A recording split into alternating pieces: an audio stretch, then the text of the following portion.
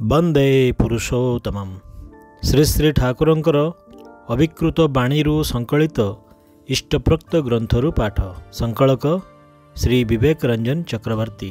प्रश्न संख्या 2।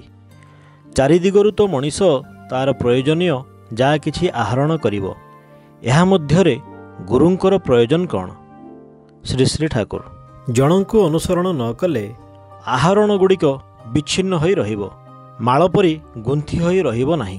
माळ गुंथार सूता हेउचंती इष्ट गुरु।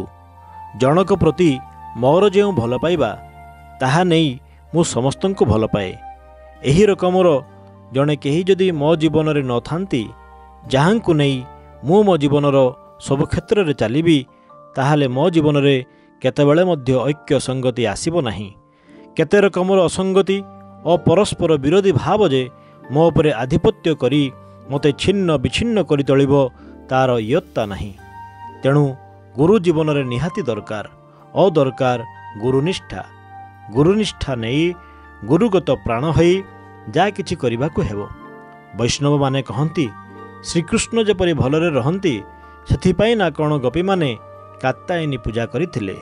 इष्टंक पई जहा करा जाए ताहा ही पवित्र, ताहा ही पुण्य। आलोचना प्रसंगे नवम खंड पृष्ठा 296। जय गुरु।